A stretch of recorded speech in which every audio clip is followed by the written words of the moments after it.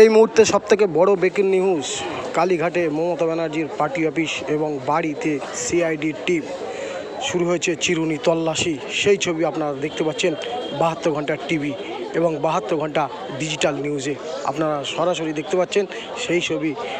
প্রাক্তন মুখ্যমন্ত্রী মমতা ব্যানার্জির বাড়িতে এখন সিআইডির পুরো টিম।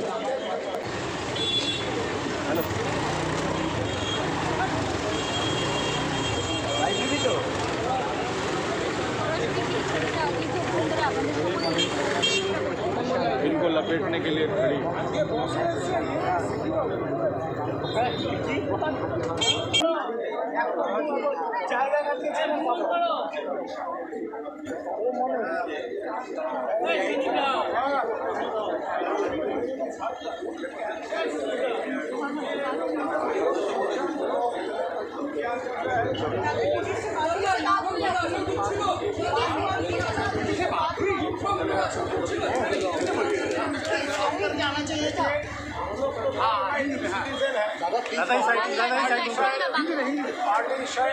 पार्टी का पास अगर इंफॉर्मेशन होता तो हम लोगों के पास तो सीआईडी गए थे।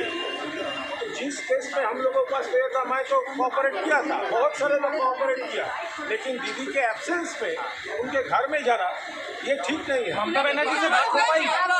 ममता बनर्जी से बात हो पाई? इसके ऊपर मैं कोई कमेंट नहीं। सर, क्या डराने की कोशिश हो रही है? टीएमसी को डराने की पूरा माहौल का वो चल रहा है, वो डर का माहौल, वो भय इन और भरोसा आउट हो गया।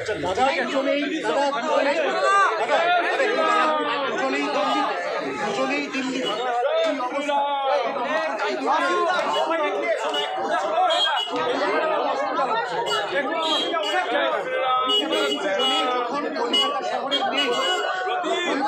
তল্লাশির উদ্দেশ্যে কলকাতা শহরের বাড়ি এখানে সিআইডি ঢুকে পড়ার কারণ কেন এসছে কারণ কোন ইনভেস্টিগেশনে সেটা তো আমরা অফিসিয়ালি জানি না, ফলে এই নিয়ে কোনো মন্তব্য করব না।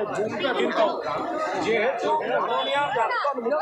বাড়ি মমতা বন্দ্যোপাধ্যায়ের মতো একজন উচ্চতার জাতীয় স্তরের নেত্রীর বাড়ি, সবাই জানেন তিনি দিল্লিতে রয়েছে এবং ইন্ডিয়া ব্লকের মিটিং চলছে বা এই আজকে সোনিয়া গান্ধীর সঙ্গে মিটিং বা জাতীয় স্তরের মিটিং চলছে। সেই অবস্থায় ওনার অনুপস্থিতিতে ওনার বাড়িতে এইভাবে ঢুকে গিয়ে তল্লাশি, এটা দুর্ভাগ্যজনক। এটার মধ্যে তদন্তের নিশ্চয়ই ওনারা তদন্তের পূর্ণ অধিকার ওনাদের রয়েছে। যাদের কাছে তদন্তে গেছেন, আমার কাছেও গেছেন, পূর্ণ সহযোগিতা করেছি।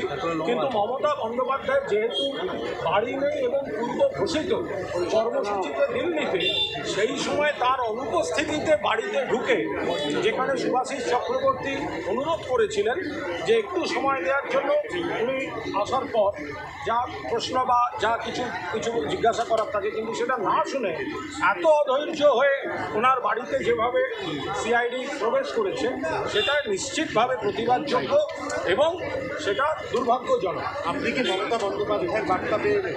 না, আমার এখানে আসার কথা ছিল, আমার নির্দিষ্ট কাজ ছিল। আমি মাঝপথে আমি শুনেছি এই জিনিসটি হয়েছে, তখন আমার দুটো পথ ছিল। একটা হচ্ছে এখানে যেহেতু সিআইডি এবং কেন্দ্রীয় বাহিনী রয়েছে, তাহলে আমার ঝামেলায় না জড়িয়ে ঘুরে যাওয়া, আর দ্বিতীয় ছিল যে আমাদের নেত্রীর বাড়িতে এটা হচ্ছে, আমি মাঝপথে ঘুরে যাব না, আমি এখানে আসবো। আমি দ্বিতীয় পথটা বেছে নিয়েছি, আমি এখানে এসেছি। সিআইডি বলছে তদন্তে চূড়ান্ত অসহযোগিতা করা হচ্ছে। সুভাষিস চক্রবর্তী তদন্তে অসহযোগিতা করা হচ্ছে, সিআইডি বলছে। কে অসহযোগিতা করবে? সুভাষিস চট্টোপাধ্যায় তিনি বারবার সমন পেয়েও যাচ্ছিলেন না, এটাকে তদন্তে অসহযোগিতা ধরে নিয়ে তবেই সিআইডি লিগাল পয়েন্টে কোনো উত্তর আমি দেবো না। আমি একটু বলতে পারি, যদি আপনারা যে তদন্তটা বলছেন সেটাই হয়, তাহলে আমাদের যার কাছে সিআইডি গেছিলেন আমরা পূর্ণ সহযোগিতা করেছি, আমরা ভবিষ্যতেও সহযোগিতা করব। কিন্তু মমতা বন্দ্যোপাধ্যায় দিল্লিতে তার অনুপস্থিতিতে তার বাড়িতে তল্লাশি করা, এটা অত্যন্ত দৃষ্টিকটু, দুর্ভাগ্যজনক। এই দৃষ্টান্তগুলো না থাকলেই বোধহয় ভালো। সিআইডির আধিকারিকের সাথে আপনার কোনো কথা হয়নি?